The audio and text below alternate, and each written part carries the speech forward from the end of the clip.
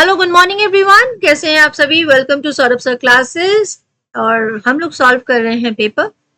इस चैनल पे आपको लेटेस्ट जितने पेपर्स होते हैं वो सभी सॉल्यूशंस और पूरे डिटेल में बताए जाते हैं। मैं फिलहाल आपके साथ सॉल्व कर रही हूँ नेट एग्जामिनेशन जो 18 जून को हुआ था और जो कैंसिल हो गया था। बट ये पेपर सॉल्यूशन जो है वो करना बहुत ज़रूरी है, क्योंकि आपका अगस्त में रीशेड्यूल हो गया है एग्जाम, ये आप जानते ही होंगे। और ज़्यादा से ज़्यादा अगर आप PYQ सॉल्व करते हैं तो वो आपकी हेल्प करेगा आपके अपकमिंग एग्जामिनेशंस में। ये मेरा फोर्थ मतलब वीडियो होगा इस पेपर से रिलेटेड, शायद फोर्थ और फिफ्थ, वो आप चेक कर लीजिएगा एक बार चैनल पे। मैं आज इसकी प्लेलिस्ट बना दूंगी जिसमें आपका मैंने मैथ्स DI का बहुत सिंपल ट्रिक में आपको समझा दिया है कितनी जल्दी सॉल्व किया जा सकता है। आज मैं कंप्यूटर का बता रही हूँ आपको, थोड़ा टाइम टेकिंग ऐसे मतलब बता रही हूँ डिटेल में, ताकि आपको इससे रिलेटेड कोई भी क्वेश्चन आता है तो आप सॉल्व कर सकते हैं। सिर्फ पर्टिकुलर यही क्वेश्चन का आंसर देके और बात खत्म कर दी जाए तो फिर उसका कोई फायदा नहीं होगा, ठीक है ना। तो चलो समझते हैं इसको। क्वेश्चन क्या कह रहा है? क्वेश्चन आपको कह रहा है identify the correct order of the following list of computers compound rank from slowest to fastest in terms of access time. अगर हम ध्यान से प्रिपरेशन करते हैं नेट एग्जामिनेशंस की तो यहाँ पर हमें ये समझ में आता है कि कुछ क्वेश्चंस तो जैसे एग्जामिनर्स के फेवरेट हैं ही, बट जो पार्ट है जैसे कंप्यूटर जो है, अभी ICT को आप ये समझ लो कि पहले क्या होता था, सिर्फ ICT की जो यूनिट होती थी वो उसी यूनिट में से क्वेश्चन आते थे। बट अब ICT टीचिंग एप्टीट्यूड में भी आ गया है, ICT रिसर्च से रिलेटेड क्वेश्चंस में भी आ गया है, तो ये इंपॉर्टेंट हो चुका है। तो हमें सारे पहलू जितने भी हैं सभी ध्यान देने होंगे, ठीक है। फिलहाल यहाँ पर हमें बताना है कि CPU, cache, RAM, SSD, optical drive, इसमें से स्लोएस्ट टू फास्टेस्ट बताना है, ठीक है।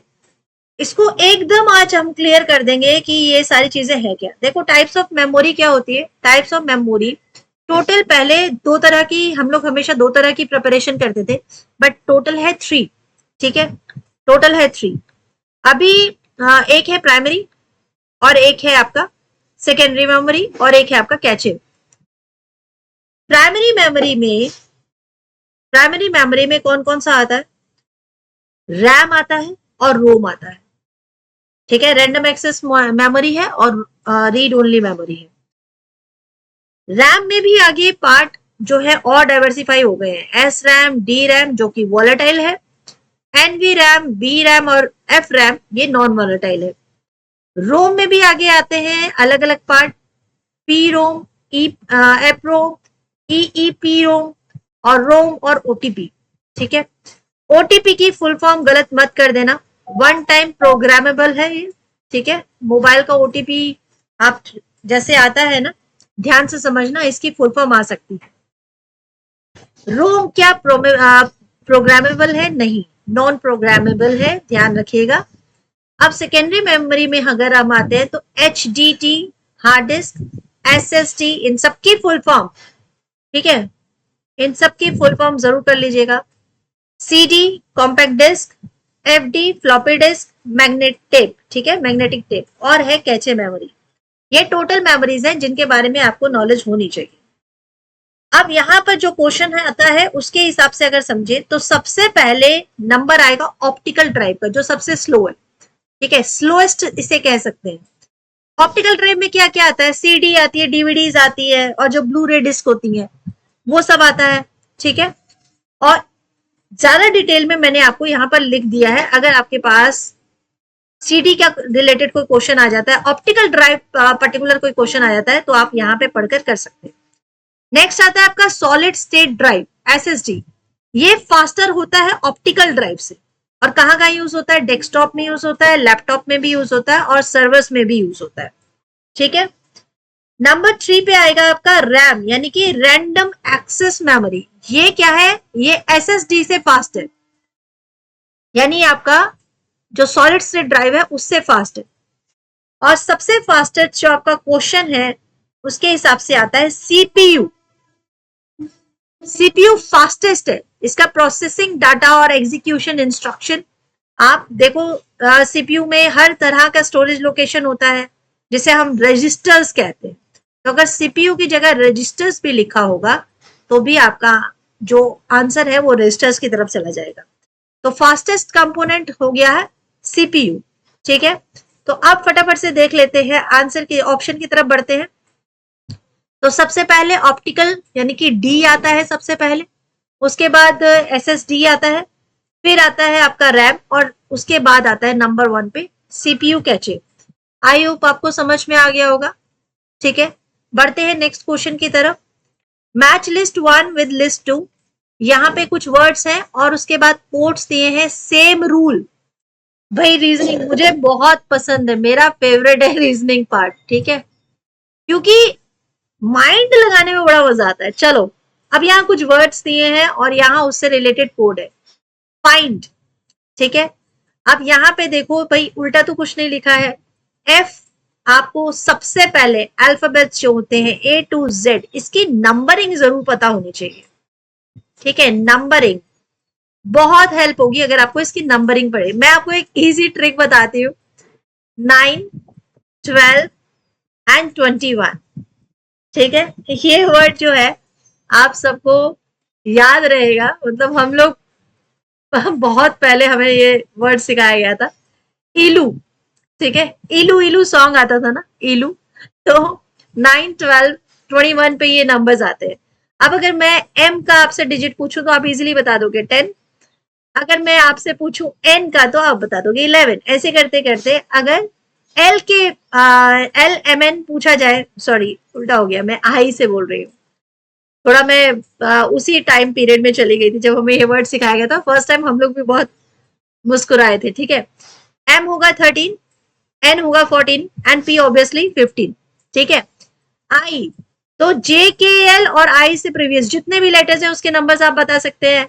U ST RS सब कुछ आपको क्लियर हो जाएगा। Q तक जो है, Q यहाँ बीच में आएगा, उसका भी नंबरिंग पता चल जाएगा। यानी मिडल के ये 3 अगर आपको याद है तो ऑटोमेटिकली आपको सबकी नंबरिंग याद आ जाएगी। ठीक है, अब फटाफट से इसको सॉल्व कर लेते हैं कि यहां पर ये वर्डिंग कैसे है। काउंटिंग करके देखेंगे कि F जो है आपका कौन से नंबर पर आता है, 5th नंबर पे आता है। तो क्या 6th पे कुछ है या इससे एक नंबर पहले कुछ है? तो ये लग रहा है D। ठीक है, सॉल्व करके देख लेते हैं। अब ये क्वेश्चन इतना सिंपल है, अगर एक क्वेश्चन सॉल्व हो जाएगा तो सारे सॉल्व हो जाएंगे। आपको मैंने बताया ना कि आपको नंबरिंग कैसे याद करनी है, इजी पैटर्न है। तो अब फाइंड का देखो, पहले वर्ड को देखो, फाइंड में कौन कौन सा किस नंबर पर है। ठीक है, एक सॉल्व करेंगे हमारा सब सॉल्व होगा। फाइंड आई आपको मालूम है 9 नंबर पे है, डी आपको मालूम है किस नंबर पर है, 4 नंबर पे है। एन किस पे है, एन का पता नहीं, अरे एल का तो मालूम था 12 पर है, तो ये हो गया 14 नंबर पर।